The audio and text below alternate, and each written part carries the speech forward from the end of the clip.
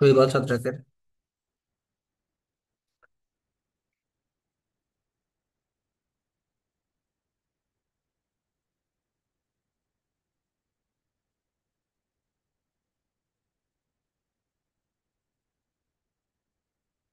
শৈবালের কোন পর্যন্ত পড়াইছিলাম?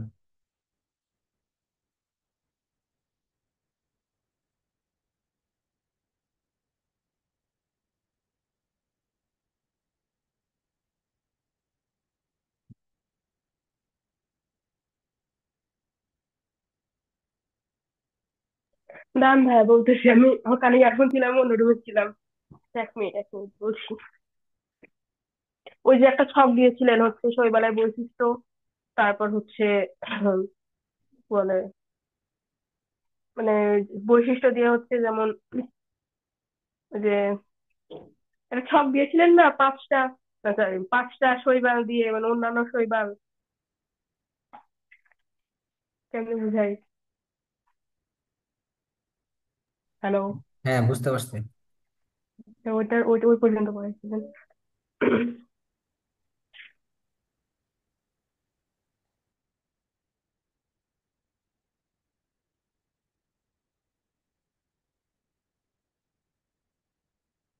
আচ্ছা, শৈবালের জননটা দেখতে হবে একটু। হ্যাঁ, শৈবালের জনন।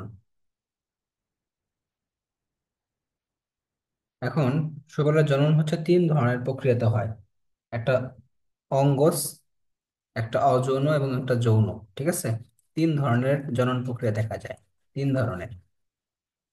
একটা হচ্ছে অঙ্গজ, যৌন, আর হচ্ছে অযৌন।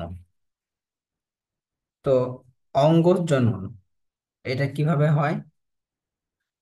অর্থাৎ স্পোর অথবা গ্যামেট এইগুলো সৃষ্টি হবে না। অর্থাৎ দেহের অংশ থেকে, জীবের যে দেহটা আছে, শৈবালের যে দেহের অংশগুলো আছে, সেইখান থেকে কি হবে? নতুন জীব তৈরি হবে, তাকে বলা হয় অঙ্গজ জনন। অর্থাৎ স্পোরও হবে না, গ্যামেটও হবে না, এটাকে বলা হয় অঙ্গজ জনন। ঠিক আছে, তাহলে এক নাম্বারটা হচ্ছে আমাদের অঙ্গজ জনন। এক নাম্বারটা হলো অঙ্গজ জনন।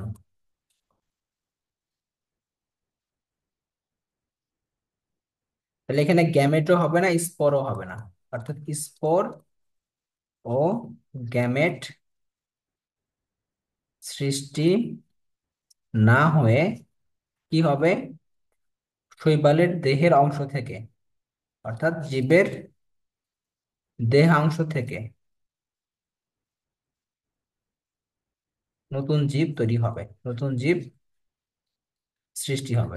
ঠিক আছে, এটাই হলো অঙ্গজ জনন। তো অঙ্গজ জনন হচ্ছে কয়েকটা প্রক্রিয়া আছে। একটা হলো কোষ বিভাজন, একটা খণ্ডায়ন, একটা টিউবার সৃষ্টি, আর একটা হচ্ছে হর্মোগোনিয়া। ঠিক আছে, তো প্রথমটা আমরা দেখি যে কোষ বিভাজন। এক নাম্বারটা কি এটার মধ্যে? এক নাম্বারটা হচ্ছে কোষ বিভাজনের মাধ্যমে। কোষ বিভাজন অর্থাৎ এক কোষী যে শৈবালগুলো আছে, সেখানে মূলত কোষ বিভাজনের মাধ্যমেই জনন ক্রিয়াটা হয়ে থাকে, যারা এক কোষী শৈবাল। হ্যাঁ, তো মাতৃকোষের যে বিভাজনটা হয়, মাতৃকোষের বিভাজনের মাধ্যমে কি হয়? দুইটা অপত্য কোষ সৃষ্টি হয়, সেগুলোর বৃদ্ধি পেয়ে নতুন উদ্ভিদ তৈরি হয়, এটাকে বলা হয় কোষ বিভাজন। ঠিক আছে, অর্থাৎ আমরা বলতে যে যারা এক কোষী শৈবাল, তাদেরই মূলত কি হয়? এই প্রক্রিয়া জননটা হয়ে থাকে। তো এক কোষী শৈবাল যারা, সাধারণত তাদেরই কিন্তু এই প্রক্রিয়া হয়ে থাকে। তো মাতৃকোষের বিভাজনের ফলে কি হয়? দুইটা অপত্য কোষের সৃষ্টি হয়, তারপরেই মূলত নতুন উদ্ভিদটা বাড়তে পারে, পরিণত হয় আস্তে আস্তে। উদাহরণ কি? ইউগ্লেনা, ইউগ্লেনা এবং হচ্ছে ডায়াটম, এই দুইটা হচ্ছে এককোষী শৈবাল, যাদের তোমার কি হয়? কোষ বিভাজনের মাধ্যমে জনন ক্রিয়াটা হয়ে থাকে।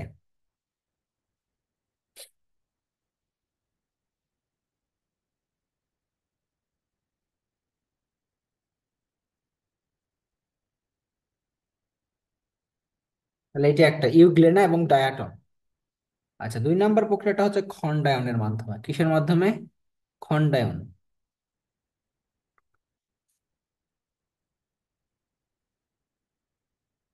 খন্ডায়নের মাধ্যমে। তাহলে খন্ডায়ন মানে কি? অর্থাৎ খণ্ড হবে, কিছু একটা খণ্ড হবে। যেগুলো শাখা নাই, অশাখ এবং সূত্রযুক্ত মানে সুতা আছে, সেই সব শৈবাল, এবং যারা কলোনি করে গঠন করে, কলোনি গঠন করে, অর্থাৎ একসাথে দলবদ্ধ হয়ে থাকে, তাদের দেহটা 2 বা ততোধিক খণ্ডে বিভক্ত হয়। হ্যাঁ, এইটাই হলো তোমার খন্ডায়ন। অর্থাৎ যারা অশাখ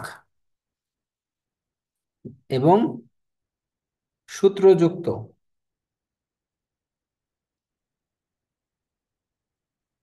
এবং কি কলোনিবাসী, কলোনিবাসী, তো যারা কলোনি তৈরি করতে পারে, এই শৈবালের দেহটা কি হয় বলতো? 2 বা ততোধিক খণ্ডে বিভক্ত হয়। 2 বা ততোধিক খণ্ডে বিভক্ত হয়ে তোমার কি হয়? এই প্রক্রিয়াটা সম্পন্ন হয় যখন তোমার খণ্ডে বিভক্ত হয়ে যায়, তখন সেই খণ্ড, প্রতিটা খণ্ড থেকে কি হয়? নতুন উদ্ভিদ সৃষ্টি হয়। প্রতিটা খণ্ড থেকে নতুন উদ্ভিদ সৃষ্টি হয়। উদাহরণ হচ্ছে ইউলোথ্রিক্স, নস্টক, তারপর তোমার ওইডোগোনিয়াম, এগুলো। উদাহরণের মধ্যে আমরা কি কি পড়বো? নস্টক, ওসিলাটোরিয়া, ওসিলাটোরিয়া, লাটোরিয়া, ইউলোথ্রিক্স, আর হচ্ছে ওইডোগোনিয়াম, ওইডোগোনিয়াম, নস্টক, ওসিলাটোরিয়া, ইউলোথ্রিক্স এবং ওইডোগোনিয়াম। এই কয়টা হচ্ছে তোমার খন্ডায়নের মাধ্যমে কি করে? জননটা সম্পন্ন করে।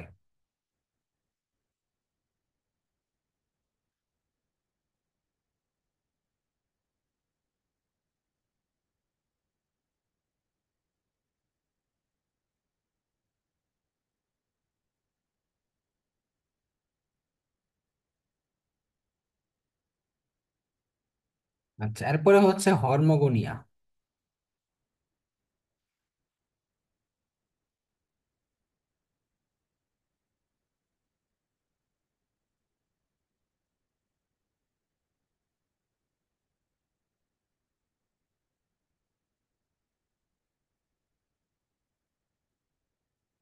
এরপর লেখো হর্মোগোনিয়া। হর্মোগোনিয়া, হর্মোগোনিয়াটা কি? শৈবালের যে ট্রাইকোমটা আছে, শৈবালের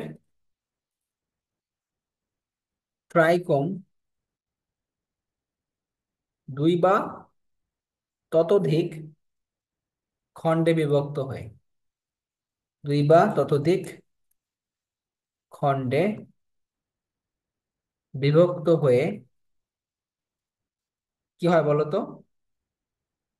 এই যে বিভক্ত হয়েছে, প্রতিটা খণ্ড থেকে কি হবে? নতুন হর্মোগোনিয়া সৃষ্টি হবে, এবং প্রতিটা হর্মোগোনিয়া থেকে একটা করে নতুন উদ্ভিদ তৈরি হবে। ঠিক আছে? এই যে খণ্ডগুলো তৈরি হয়েছে, এখান থেকে কি হবে?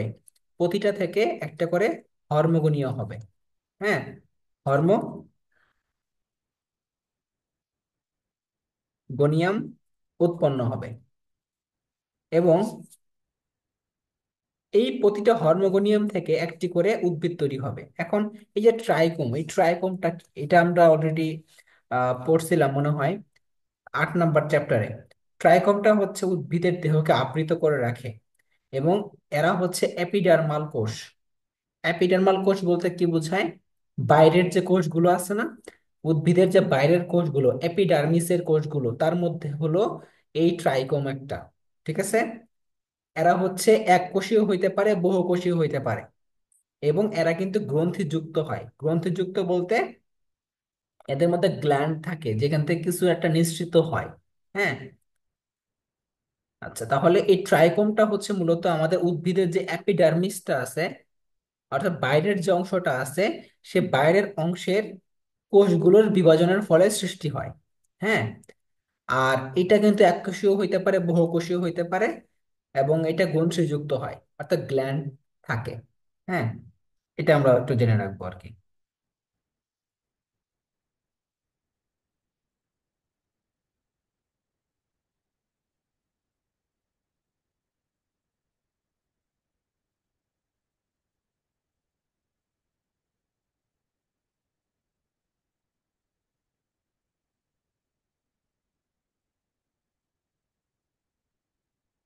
তাহলে প্রতিটা হর্মোগোনিয়াম থেকে একটা করে কি হয়, উদ্ভিদ, নতুন উদ্ভিদ তৈরি হয়। উদাহরণ কি? উদাহরণ আগের মতোই, একদম সেম। দেখো, দুইটা উদাহরণ একদম সেম, নস্টক আর হচ্ছে ওসিলাটোরিয়া। এই দুইটা উদাহরণ একদম সেম। হ্যাঁ। আচ্ছা, আর একটা পড়তে পারো, সেটা যদি মনে রাখতে পারো রাখো, ওয়েস্টিয়েলা।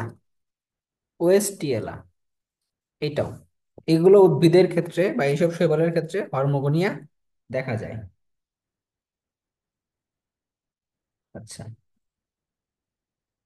হর্মোসিস্টটা কি? যদি হচ্ছে অনেক প্রতিকূল পরিবেশ হয়, প্রতিকূল পরিবেশের ক্ষেত্রে এই হর্মোগোনিয়াটা পুরু হয়ে যায়, একটু একটু পুরু হয়ে এটা প্রাচীর তৈরি করে। এটাকে বলা হয় হর্মোসিস্ট। হ্যাঁ, হর্মোসিস্ট যদি কখনো নামটা পাও,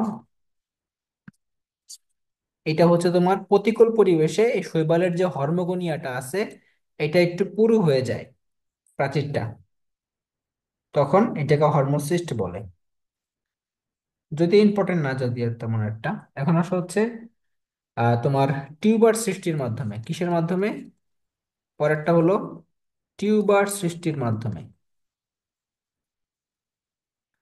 আচ্ছা, তো উদ্ভিদের একটা অঞ্চল আছে, তার নাম হলো রাইজয়েড অঞ্চল। রাইজয়েড, নাম শুনছো? রাইজয়েড অঞ্চল। এই রাইজয়েড অঞ্চলে টিউবার নামক অঙ্গটার সৃষ্টি হয়। ওই যে আমরা পড়ছিলাম না, পেঁয়াজ, রসুন, আলু, এগুলো পড়ছিলাম না, আদা, হলুদ। হ্যাঁ। তো কাদের ক্ষেত্রে টিউবার সৃষ্টি হয়? যারা রাইজয়েড আছে, যেসব উদ্ভিদের রাইজয়েড অঞ্চলটা আছে, তাদের ক্ষেত্রে কি হয়? টিউবার নামক অঙ্গেরটা সৃষ্টি হয়। এবং এইসব টিউবার থেকে নতুন উদ্ভিদের সৃষ্টি হয়। তাহলে যাদের মধ্যে বা যেসব উদ্ভিদের মধ্যে রাইজয়েড অঞ্চলটা আছে, এই রাইজয়েড অঞ্চলে কি হয়? তোমার টিউবারটা সৃষ্টি হয়। ঠিক আছে। আর এই টিউবার থেকে মূলত নতুন শৈবাল তৈরি হয়। উদাহরণ কি? যেমন চারা, উদাহরণটা হচ্ছে চারা। ঠিক আছে, চারা। তো চারা হচ্ছে টিউবারের উদাহরণ।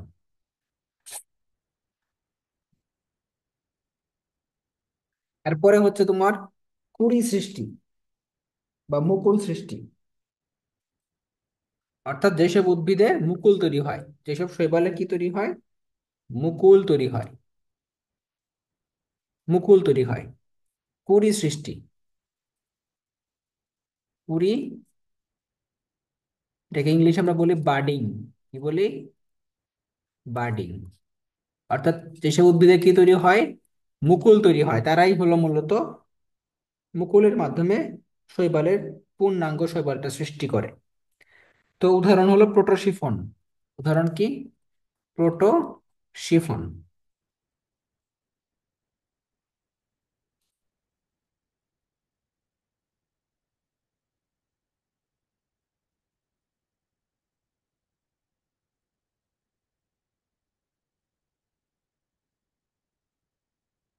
এরপরে আসো অযৌন জনন। অযৌন জননটা কিন্তু আমরা অলরেডি ধারণা পাইছি যে এটা কিভাবে হয়।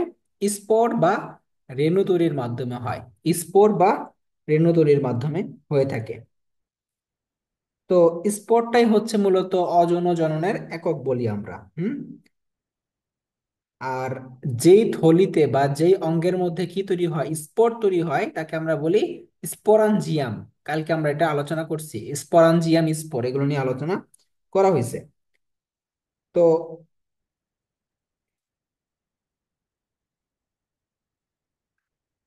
এই যে তোমার স্পোরেঞ্জিয়ামের মধ্যে স্পোর উৎপাদনের প্রক্রিয়াটা, এটাকে বলা হয় স্পোরোলেশন বলা হয়। হ্যাঁ, স্পোরাঞ্জিয়ামের মধ্যে স্পোরাঞ্জিয়ামের মধ্যে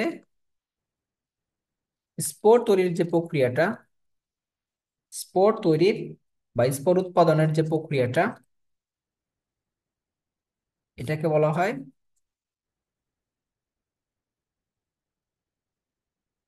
স্পোরোলেশন। ঠিক আছে। তো স্পোরটা কি হয়? হ্যাপ্লয়েড হয়। এটা কিন্তু স্পোরটা হ্যাপ্লয়েড হয়ে থাকে, স্পোরটা হয় হলো হ্যাপ্লয়েড, অর্থাৎ এন, এন হয়ে থাকে হ্যাপ্লয়েড। এখন ডিপ্লয়েড কি হইতে পারে কিনা? হ্যাঁ, ডিপ্লয়েডও হইতে পারে, বেশিরভাগ ক্ষেত্রে হ্যাপ্লয়েড বা ডিপ্লয়েডও হতে পারে, ডিপ্লয়েডও হতে পারে। ঠিক আছে।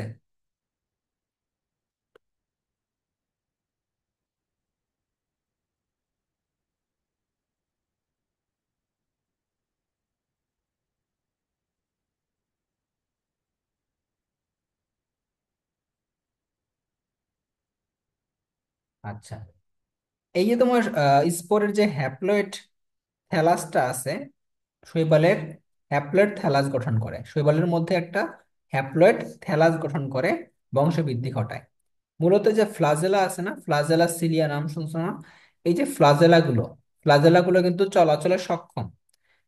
যদি ফ্লাজেলা গুলো হচ্ছে চলাচলে সক্ষম হয়, তাকে আমরা বলি হচ্ছে চলরেণু বা জুস্পোর। তাকে বলি আমরা চলরেণু বা জুস্পোর। তো এই যে জুস্পোর গুলোর মধ্যে তোমার কি থাকে? ফ্লাজেলা থাকে, 2 থেকে 4টা ফ্লাজেলা থাকে। ঠিক আছে। অর্থাৎ ফ্লাজেলা গুলো মূলত চলাচল করতে পারে, এটা আমরা শিখছি, এটা প্রথম অধ্যায়ে, যে ফ্লাজেলা সিলিয়া এটা কি। তো এই যে তোমার ফ্লাজেলা সিলিয়া, তাহলে আমরা এখানে লিখবো শৈবালের যে হ্যাপ্লয়েড থ্যালাস গঠন করে, শৈবালের হ্যাপ্লয়েড থ্যালাস গঠন করে, থ্যালাস গঠন করে বংশবৃদ্ধি ঘটায়, বংশবৃদ্ধি ঘটায়। যদি স্পোর গুলো যদি স্পোর গুলো ফ্লাজেলা যুক্ত হয় এবং সচল হয়, স্পোর গুলো কি যুক্ত? ফ্লাজেলা যুক্ত ও সচল হয়, চলতে পারে, তাদেরকে বলা হয় জুস্পোর। তাদেরকে কি বলা হয়? জুস্পোর বলে, জুস্পোর। তো মনে রাখবা, এই জুস্পোরের মধ্যে 2 থেকে 4টা কি থাকে? ফ্লাজেলা থাকে, 2 থেকে 4টা কি থাকে? ফ্লাজেলা থাকে। অর্থাৎ যদি চলাচলে সক্ষম হয়, সচল হয়, তারা হচ্ছে জুস্পোর। আর যদি সক্ষম না হয়, তাকে বলা হয় অ্যাপ্লানোস্পোর বা অচল রেণু, অচল রেণু বলা হয়। আর এটা হলো সচল রেণু বা চল রেণু, এটাকে বলা হয় বাংলায় চল রেণু। ঠিক আছে, চল রেণু। উদাহরণ কি? ইলোথ্রিক্স এবং ক্লামাইডোমোনাস।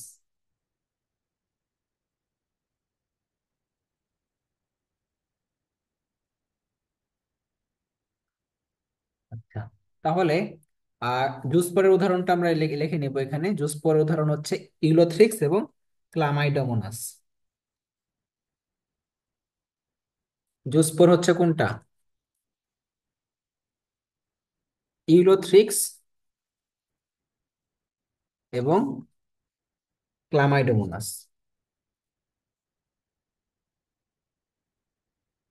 আচ্ছা, এরপরে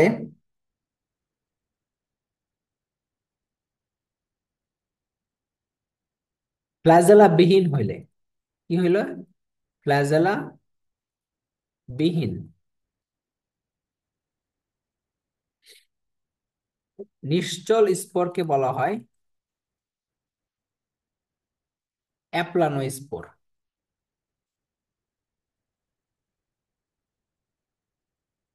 অ্যাপ্লানোস্পোর।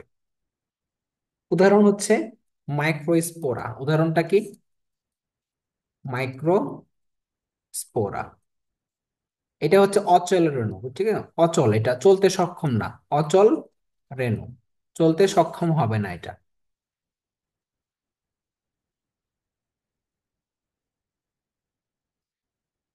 আচ্ছা, যদি প্রতিকূল পরিবেশ হয়, প্রতিকূল পরিবেশে এই অ্যাপ্লানোস্পোরটা পুরু প্রাচীর বিশিষ্ট হয়, এটাকে বলা হয় হিপনোস্পোর।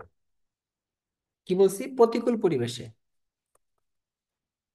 প্রতিকূল পরিবেশে অ্যাপ্লানোস্পোরটা কি হয়? অ্যাপ্লানোস্পোর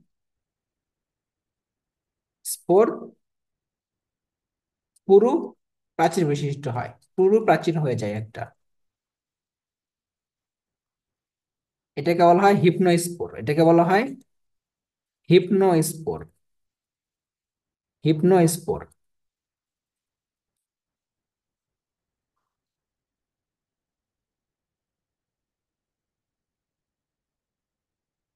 এটাকে বলা হয় হিপনোস্পোর।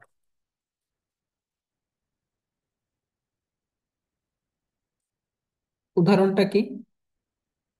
ইউলোথ্রিক্স। এটার উদাহরণটা হচ্ছে ইউলোথ্রিক্স। মনে থাকবে? ইউলোথ্রিক্স এবং ক্লামাইডোমোনাস।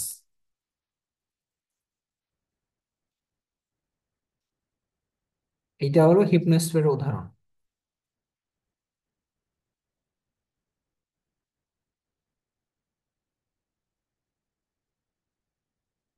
যদি যদি মনে করো এই যে তোমার অচল স্পোরটা আছে, অর্থাৎ অচল রেণুটা আছে, এইটার বৈশিষ্ট্য যদি মাতৃকোষের মতো হয়, কার মতো? মাতৃকোষের মতো, এটাকে বলা হয় অটোস্পোর। অর্থাৎ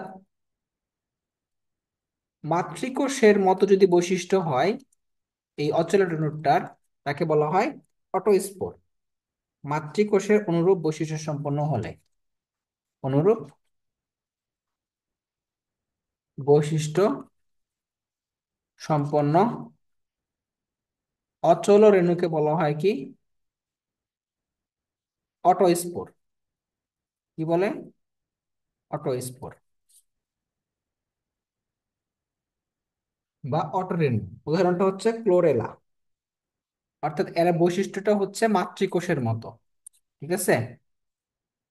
এটা হলো অচল রেণুর বৈশিষ্ট্য কিন্তু, হ্যাঁ। তাকে বলা হয় অটোস্পোর। যেমন ক্লোরেলা, ক্লোরেলা, ক্লোরেলা।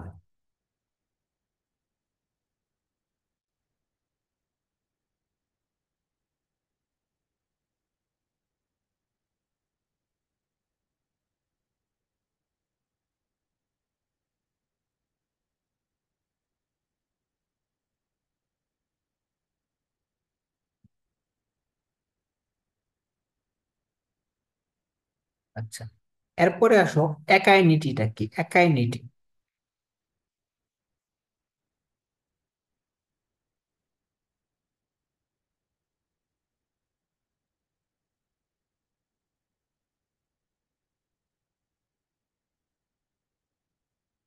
একাইনিটি,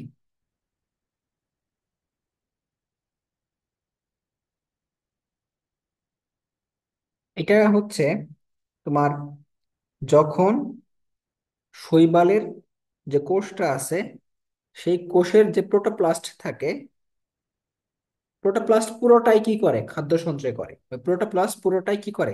খাদ্য সঞ্চয় করে এবং একটা প্রাচীর তৈরি করে, পুরু প্রাচীর তৈরি করে।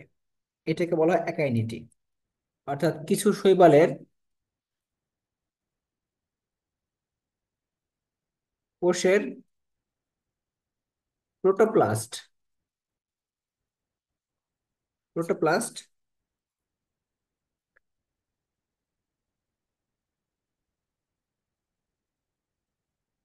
পুরোটুকুই কি করে? খাদ্য সঞ্চয় করে, খাদ্য সঞ্চয় করে এবং পুরু প্রাচীর বেষ্টিত হয়, পুরু প্রাচীর বেষ্টিত হয়। এটাকে বলা হয় একাইনিটি। উদাহরণটা কি? পিথোফোরা এবং ক্ল্যাডোফোরা। উদাহরণটা হচ্ছে পিথোফোরা, পিথোফোরা আর ক্ল্যাডোফোরা।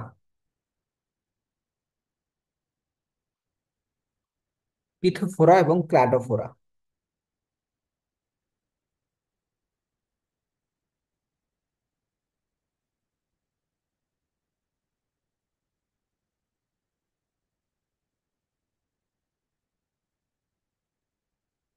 এগুলো কিন্তু সবগুলো কিন্তু অযৌন জননের মধ্যে পড়তেছে, সবগুলো কিন্তু অযৌন জনন। তারপরে আমরা অক্সোস্পোরটা পড়বো। অক্সোস্পোর, অক্সোস্পোরটা কি? ডায়াটম জাতীয় শৈবালে, ডায়াটম জাতীয় শৈবালে বিশেষ ধরনের, বিশেষ ধরনের স্পোর তৈরির মাধ্যমে, বিশেষ ধরনের স্পোর তৈরির মাধ্যমে বংশবৃদ্ধি ঘটে, বংশবৃদ্ধি। এটাকে বলা হয় অক্সোস্পোর। ঠিক আছে? উদাহরণটা হচ্ছে নেভিকুলা, নেভিকুলা।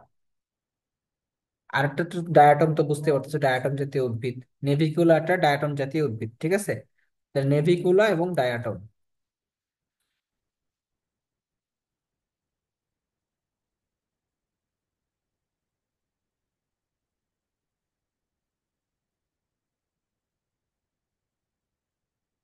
আরেকটা হচ্ছে পামেলা দশার মাধ্যমে, পামেলা দশা, পামেলা দশার মাধ্যমে।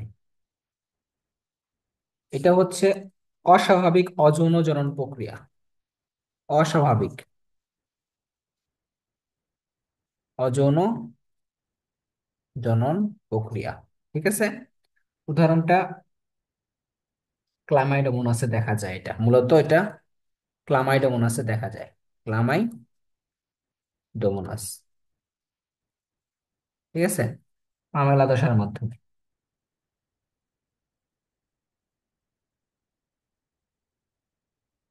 এটা মূলত কখন হয়? অত্যন্ত শুষ্ক পরিবেশে, অত্যন্ত শুষ্ক পরিবেশে তারা একটা পিচ্ছিল পদার্থ সৃষ্টি করে। সেইখানে যে একটা পদার্থ সৃষ্টি করে, সেখানে ফ্লাজেলা বিহীন কিছু অপত্য কোষ থাকে। এই অপত্য কোষের থেকে তোমার কি হয়? নতুন শৈবাল তৈরি হয়। অর্থাৎ অত্যন্ত শুষ্ক পরিবেশে এটা হয়ে থাকে। ঠিক আছে? অত্যন্ত শুষ্ক পরিবেশে।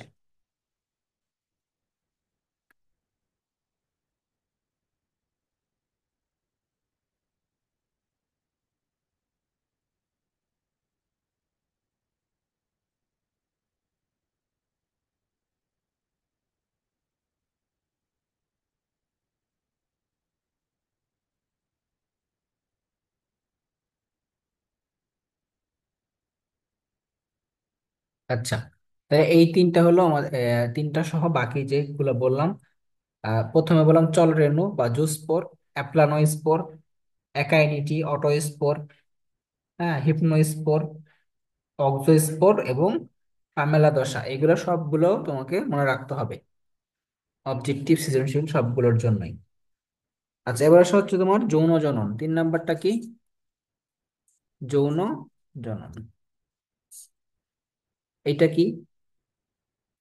এটা কেন হয়? গ্যামেটের মাধ্যমে হয়। একটা পুং গ্যামেট, একটা স্ত্রী গ্যামেট, এটা তোমরা বুঝবা। তো গ্যামেটটা কিন্তু সবসময় কি হয়? হ্যাপ্লয়েড হয়। যখন দুইটা গ্যামেট একসাথে হয়, তখন কি হয়? ডিপ্লয়েড হয়ে যায়। ঠিক আছে? তারপর তৈরি করে জাইগট। সেভাবে আস্তে আস্তে নিষেক প্রক্রিয়ার মাধ্যমে জাইগট হওয়ার পরে আস্তে আস্তে এক ধাপে ধাপে ধাপে তোমারটা কি যৌন জননটা সম্পন্ন হয়। তো এইটা জনন কোষের যে ভিত্তিতে 3 প্রকার, একটা আইসোগ্যামি, অ্যানাইসোগ্যামি এবং উওগ্যামি। ঠিক আছে? প্রথমে আমরা বলবো হচ্ছে আইসোগ্যামি। আইসোগ্যামি, আইসোগ্যামিটা কি? আইসো মানে একই, অর্থাৎ আকারের দিক থেকে এবং প্রকৃতিগত ভাবে তারা একই রকম গ্যামেট। এই দুইটা গ্যামেট যখন একসাথে মিলিত হয়, তখন তাকে বলা হয় আইসোগ্যামি। অর্থাৎ আকারের দিক থেকে এবং প্রকৃতিগত দিক থেকে তারা একই রকম, দুটি গ্যামেট। হ্যাঁ, আকার ও প্রকৃতিগত ভাবে একই রকম দুটি গ্যামেট, একই রকম দুটি গ্যামেটের মিলনকে, মিলনকে কি বলে? আইসোগ্যামি। উদাহরণটা কি? ইউলোথ্রিক্স, ইউলোথ্রিক্স এইখানে ক্লামাইডোমোনাস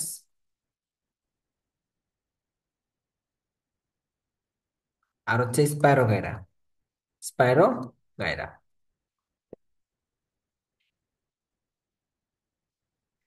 তাহলে আইসোগ্যামি যদি এটা হয়, তাহলে অ্যানাইসোগ্যামি কোনটা হবে? উল্টাটা হবে তাহলে অ্যানাইসো। অ্যানাইসো মানে কি? অবশ্যই ভিন্ন হবে, তাই না? অ্যানাইসোগ্যামি, অ্যানাইসোগ্যামি তাহলে ভিন্ন হবে, উল্টা কথা লিখে দিবা তাইলে হয়ে যাবে। তাহলে এটা উদাহরণটা কি? প্যান্ডোরিনা, প্যান্ডোরিনা। এবং হচ্ছে তোমার কি ছিল আরেকটা? CAU, কোলারপা, কোলারপা, ঠিক আছে, কোলারপা, প্যান্ডোরিনা এবং কোলারপা, প্যান্ডোরিনা, কোলারপা।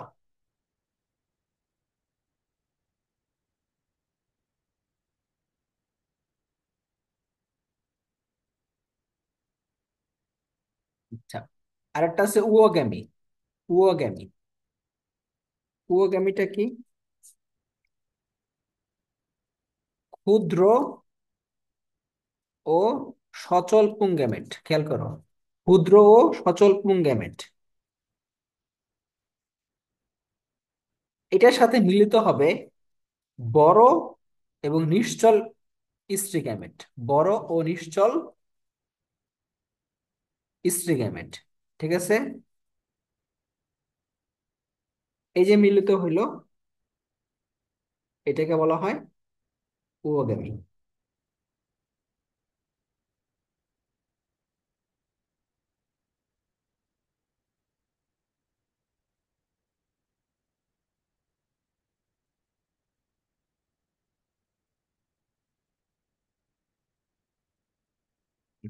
এই যে তোমার নিশ্চল স্ত্রী গ্যামেট, মূলত এটাকে কাক কি বুঝাইছে? এইটা বুঝাইছে যে ডিম্বাণুর যে মিলনটা, স্ত্রী যে ডিম্বাণুটা আছে, ডিম্বাণুর যে মিলনটা, এটাকে বলা হয় উওগ্যামি, বুঝছো? ডিম্বাণুর যে মিলনটা, এটাকে বলা হয় উওগ্যামি। ডিম্বাণুর মিলনকে কি বলে? উওগ্যামি, বুঝছো? তাহলে একটা ক্ষুদ্র সচল পুং গ্যামেট, বড় এবং নিশ্চল স্ত্রী গ্যামেট, এটাকে মিলনকে বলা হয় উওগ্যামি। উদাহরণটা কি? উদাহরণ অনেকগুলো আছে এখানে। এটা কিন্তু উদাহরণগুলো অনেকগুলো, যেমন ভল বক্স, চারা, ফিউকাস, অয়েডোগোনিয়াম, ভাউচেরিয়া, পলিসিফোনিয়া, অনেকগুলো এখানে একসাথে পড়ে, ঠিক আছে।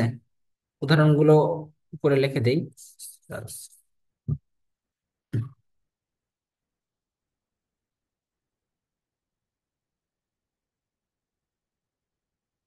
উদাহরণগুলো কি হইতে পারে? ফিউকাস, চারা, ভল বক্স, তারপর তোমার ভাউচেরিয়া,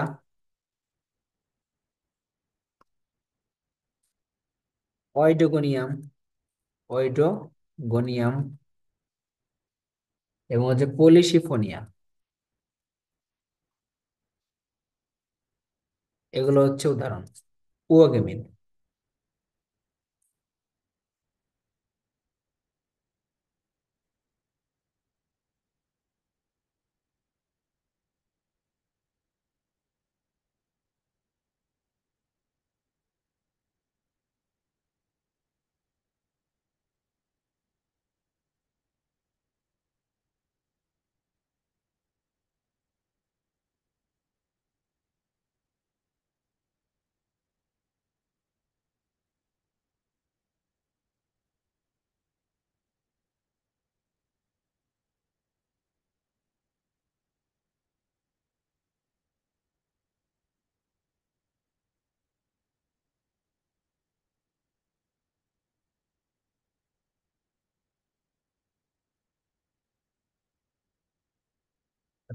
এখন দেখো, একটা ছন্দ দিয়ে যদি মনে রাখতে পারো রাখো। উদাহরণ ছন্দটা হচ্ছে, চলো ইউলোথ্রিক্স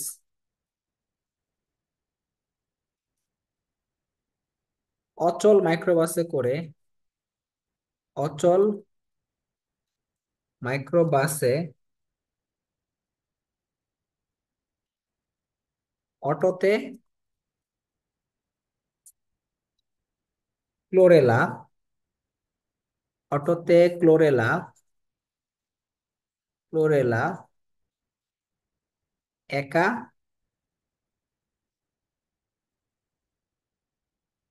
পড়ে। চলো মানে তোমার কি, চলরেনু মানে তোমার জুসপোর। তাহলে ইলোথ্রিক্স হচ্ছে উদাহরণ, ইলোথ্রিক্স। অচল রেণুটা হচ্ছে মাইক্রো স্পোরা। অটো, অটো মানে অটো স্পোর। অটো স্পোরের উদাহরণটা হচ্ছে ক্লোরেলা। ঠিক আছে। একা মানে হচ্ছে একাইনিটি, একাইনিটি, একাইনিটি। আর পরে তো হচ্ছে কি, পিথোফোরা, পিথোফোরা। ঠিক আছে। তাহলে কয়েকটা জানা যায় আর কি, সব জানা যায় না, কয়েকটা জানা যায় আর কি, মেইন মেইন যে কয়টা আসতে পারে। জুস্পোর, অ্যাপ্লানোস্পোর মানে অচল রেণু, অটোস্পোর, একাইনিটি, এই চারটা জানতে পারবা এখান থেকে।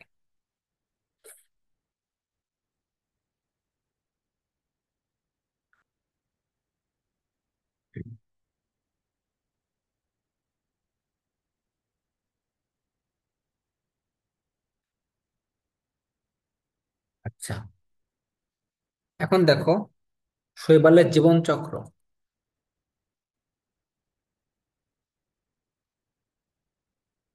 ধরো দুই প্রকার আছে, একটা হ্যাপ্লন্টিক একটা ডিপ্লন্টিক। হ্যাঁ, এখানে আমরা লিখবো প্রকারভেদ। এখানে লিখবো হচ্ছে গ্যামেটোফাইটিক দশা, গ্যামেটোফাইটিক দশা, অবলিক দিয়ে লিখবো হ্যাপ্লয়েড দশা, হ্যাপ্লয়েড দশা। আর এখানে লিখবো হচ্ছে স্পোরোফাইটিক, স্পোরোফাইটিক বা ডিপ্লয়েড দশা। উদাহরণ এখানে লিখবো হচ্ছে উদাহরণ। ঠিক আছে। প্রকারভেদের মধ্যে কি আছে, এটা হ্যাপ্লন্টিক হইতে পারে, হ্যাপ্লন্টিক আর ডিপ্লন্টিক। হ্যাপ্লন্টিকের মধ্যে মনে রাখবা, হ্যাপ্লন্টিকের ক্ষেত্রে এটা হয় হলো বহুকোষী, এইটা হয় হচ্ছে বহুকোষী, অর্থাৎ গ্যামেটোফাইটিকটা হয় বহুকোষী আর এটা হয় এককোষী। ডিপ্লয়েডটা হয় হচ্ছে এককোষী। ঠিক আছে। আর এইটার ক্ষেত্রে উল্টাটা হবে, এটা হয় এককোষী, ডিপ্লন্টিকের ক্ষেত্রে এককোষী হয় এটা গ্যামেটোফাইটিকটা, আর স্পোরোফাইটিকটা হয় হচ্ছে বহুকোষী। ঠিক আছে। উদাহরণটা কি, উদাহরণটা হচ্ছে ইউলোথ্রিক্স, ইউলোথ্রিক্স আর হচ্ছে ফিউকাস সার্গাজম, ফিউকাস সার্গাজম। ঠিক আছে।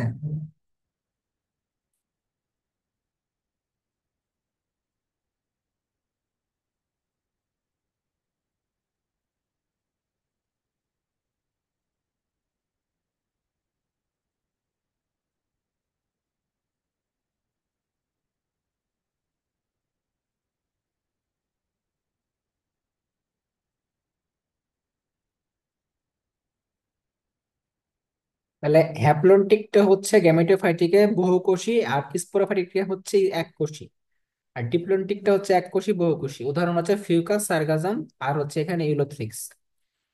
আচ্ছা, এই কয়টা মনে রাখবা। এখন আসো হচ্ছে গুরুত্ব, শৈবালের গুরুত্ব, উপকারিতা অপকারিতা। ঠিক আছে।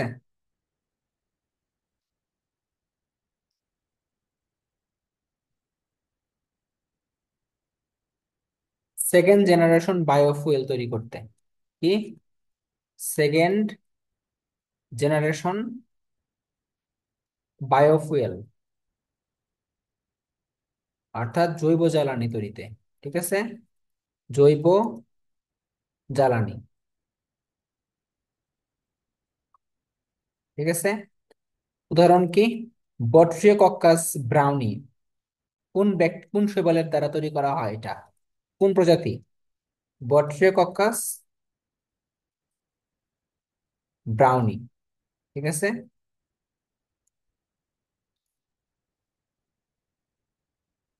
বট্রিওকক্কাস ব্রাউনি।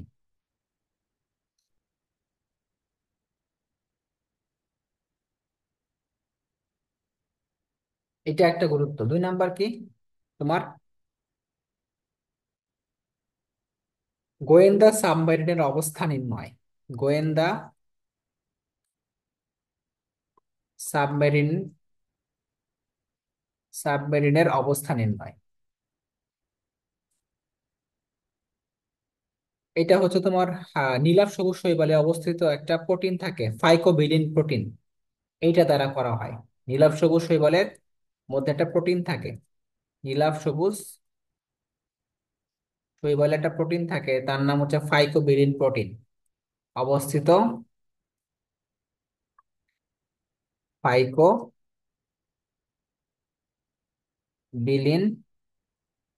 প্রোটিন। ঠিক আছে? ফাইকোবিলিন প্রোটিন ইংলিশে লিখলে এরকম হবে, ফাইকোবিলিন প্রোটিন। এই প্রোটিনটা থাকে, সেইটার অবস্থান দেখে এটা নির্ণয় করা হয়। ধরো মাটির বয়স নির্ণয়। হ্যাঁ, মাটির বয়স, এটা খুবই ইম্পর্টেন্ট। মাটির বয়স নির্ণয়, এটা হচ্ছে ডায়াটম শৈবালের যে খোলসটা আছে, এই খোলসের কার্বন ডেটিং পদ্ধতিতে করা হয় এটা। ডায়াটম শৈবালের ডায়াটম শৈবালের খোলসের কার্বন ডেটিং করে।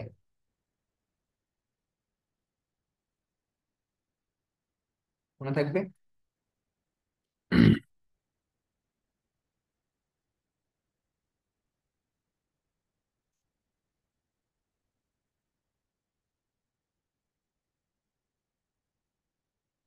ডায়াটম শৈবালের খোলসের কার্বন ডেটিং করে।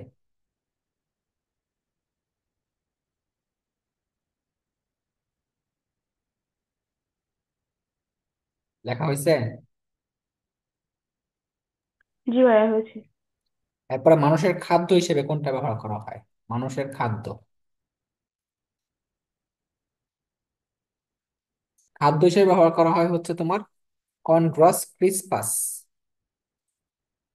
কনড্রাস ক্রিসপাস এই শৈবালটা। তারপর উলভা, উলভা ল্যাকটিউকা, ল্যাকটিউকা। আর একটা হচ্ছে তোমার ক্লোরেলা, খুবই ইম্পর্টেন্ট। ক্লোরেলা, এই ক্লোরেলার মধ্যে কি আছে জানো? ভিটামিন, অনেক ভিটামিন পাওয়া যায় এখানে। ভিটামিন সমৃদ্ধ একটা শৈবাল, ভিটামিন সমৃদ্ধ একটা শৈবাল, ভিটামিন সমৃদ্ধ chlorella. Vitamin B9, vitamin B1, এইসব ভিটামিন আছে, ভিটামিন D। প্রোটিন সমৃদ্ধ একটা শৈবাল। আচ্ছা, এরপর হলো ওয়াটার ব্লুম তৈরিতে। ওয়াটার ব্লুম, ওয়াটার ব্লুম সৃষ্টি করে। এটা মনে রাখবা হচ্ছে একটা ছন্দ দিয়ে, ও মাই নোজ। ওতে হচ্ছে অসিলাটোরিয়া, অসিলাটোরিয়া একটু আগে নামটা পড়ছি অনেকবার। মাইতে হচ্ছে মাইক্রোসিস্টিস, মাইক্রোসিস্টিস। আর এনতে হচ্ছে নস্টক। যে নস্টক আর অসিলেটরিয়া, এটা কিন্তু অনেকবার পড়া হলো। হ্যাঁ, নস্টক আর অসিলেটরিয়া। আর মাইতে হচ্ছে মাইক্রোসিস্টিস।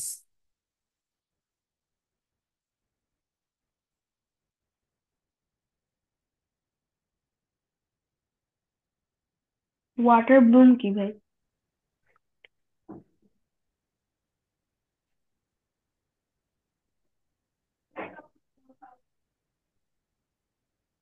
হ্যালো? বলছি ওয়াটার ব্লুম কি? দাঁড়াও, কি জানি কল দিছে একটু। আচ্ছা।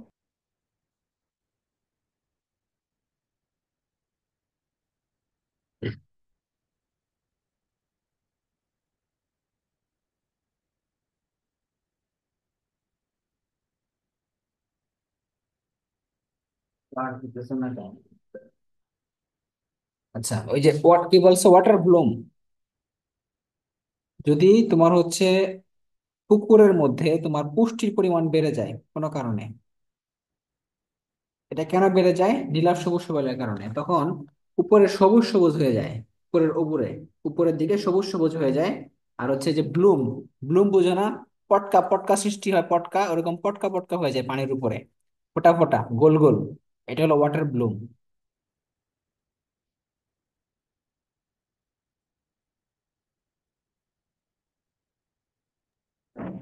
মূলত Yes, তোমার পানির রংটা সবুজের মতো হয়ে যায়, যেহেতু শৈবালটা হচ্ছে নীলাভ সবুজ শৈবাল। জি।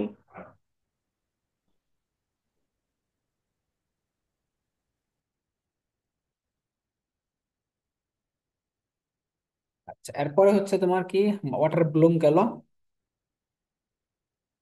ওষুধ তৈরিতে, ওষুধ তৈরিতে কোনটা কোন ব্যবহার করা হয় ওষুধ? তোমার সারগাজম এবং লেমিনারিয়া। সারগাজম আর লেমিনারিয়া, লেমিনারিয়া।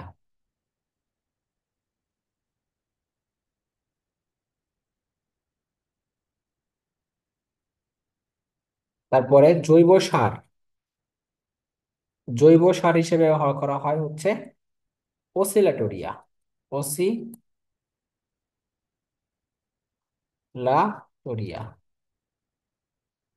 আর হলো স্পাইরুলাইনা। এখান থেকে খুবই ইম্পর্টেন্ট হচ্ছে ওয়াটার ব্লুম, মানুষের খাদ্য। আর একটু আগে যে বললাম, মাটির বয়স নির্ণয় এবং সেকেন্ড জেনারেশন বায়োফুয়েল, এই কয়টা খুবই ইম্পর্টেন্ট। এরপর আরেকটা ইম্পর্টেন্ট আছে, সেটা হচ্ছে ন্যানো ফিল্টার উৎপাদনে, ন্যানো ফিল্টার উৎপাদনে ব্যবহার করা হয় পিথোফোরা। ন্যানো ফিল্টার, আচ্ছা,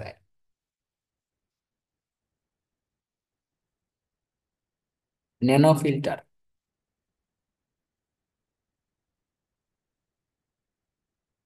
এটা হচ্ছে পিথোফোরা, পিথোফোরা। ন্যানো ফিল্টারটা হচ্ছে এমন একটা ছাঁকনি বিশেষ, যেটা দিয়ে আমাদের শরীরের যে রোগ জীবাণুগুলো আছে না, ভাইরাস সৃষ্টি বা ব্যাকটেরিয়ার কারণে যেই রোগগুলো সৃষ্টি হয়, সেই ব্যাকটেরিয়া ভাইরাসগুলোকে মেনে মেরে ফেলে। ঠিক আছে? অর্থাৎ ফিল্টার, ফিল্টার চেনো না? ফিল্টার দিয়ে পানি খাই, এরকম ন্যানো ফিল্টার যেটা, এটার মধ্যে কি, পানির মধ্যে যে ভাইরাস ব্যাকটেরিয়া গুলো আছে সেগুলোকে মেরে ফেলে, শেষ, এটাই ন্যানো ফিল্টার উৎপাদনে। তাহলে পানিটা হবে জীবাণুমুক্ত হবে, ঝুঁকি মুক্ত হবে।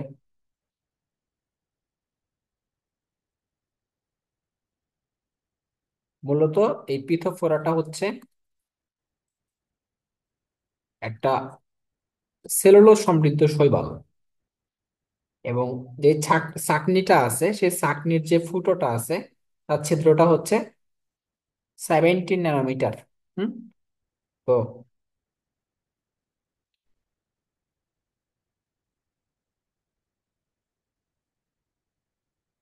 এটা মূলত একটা সেলুলোজ ফিল্টার। কি ফিল্টার? Cellulose filter. ওই যে ফিল্টারের মধ্যে ছোট একটা জিনিস থাকে, ওটার মধ্যে থাকে নাকি এগুলো? হ্যাঁ, আচ্ছা। ন্যানো ফিল্টার, যে তোমার ওই যে সাধারণ ফিল্টার হচ্ছে একটু যেটা আহ, ইয়া আর কি দামি, বা হচ্ছে একটু আল্ট্রা লেভেলের, যেমন আচ্ছা। ওয়ালটনের আছে, সিঙ্গারের আছে, ওগুলো আর কি ন্যানো হ্যাঁ, ফিল্টার। বুঝতে পারছো? বুঝছি, বুঝছি, এই বুঝছি। ওইখানে তোমার সেলুলোজ ফিল্টার বলা হয় এটাকে। তো এই ছাঁকনিগুলোর ফুটো থাকে হচ্ছে 17 ন্যানোমিটার।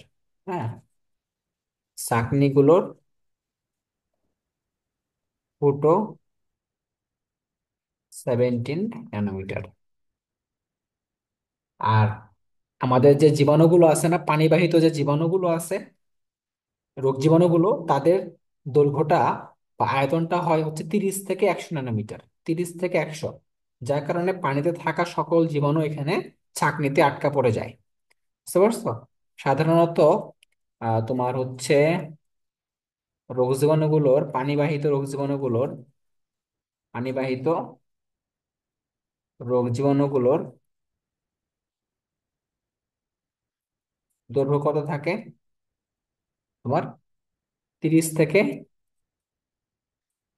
100 ন্যানোমিটার। যার কারণে এই ছিদ্রটা ভেদ করতে পারবে না, অবশ্যই সেখানে আটকা পড়ে যাবে। এটাই। বললাম যদি কোয়েশ্চেনে গুরুত্ব আসে তাহলে কি উদাহরণ সহ দেওয়া লাগবে হ্যাঁ, সবকিছু? উদাহরণ সহ অবশ্যই দেওয়া লাগবে। আচ্ছা ঠিক এগুলো আছে। লিখতে হবে সবকিছুই। আচ্ছা। ওকে, তাহলে আজকে পর্যন্ত থাকলো। জি ভাইয়া। পড়ো, হ্যাঁ। শৈবাল তো শেষ নাকি আরো বাকি আছে শৈবাল শৈবালের? শেষ মোটামুটি, চর্চা শুরু করবো পরের ক্লাস। সবটা শোনাবো, আচ্ছা ঠিক আছে। ওকে। আল্লাহ হাফিজ।